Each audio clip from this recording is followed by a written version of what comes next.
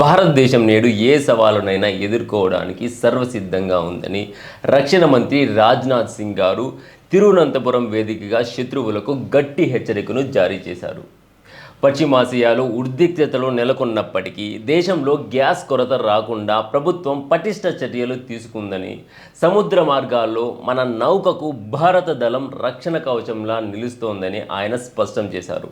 ఒకప్పుడు ఉగ్రదాడులు జరుపుతున్న మౌనంగా ఉన్న కాలం పోయిందని, ప్రస్తుత ఎన్డీఏ ప్రభుత్వం ఉగ్రవాదాన్ని ఉక్కుపాదంతో అణచివేస్తుందని వివరిస్తూనే, పాకిస్తాన్ కనుక ఏదైనా దుస్సాహసానికి పాల్పడితే భారత్ ఇచ్చే ప్రతిస్పందన ఊహాతీతంగా ఉంటుందని ఆయన గట్టిగా హెచ్చరించారు. శత్రువులకు భయపడే రోజులు పోయాయని, ఇది నవభారతమని, మన దేశ సార్వభౌమాధికారాన్ని కాపాడుకునేందుకు సైన్యం ఎల్లవేళలా సిద్ధంగా ఉంటుందని చాటి చెప్పడం ద్వారా దేశభక్తులలో కొత్త ఉత్సాహాన్ని నింపారు.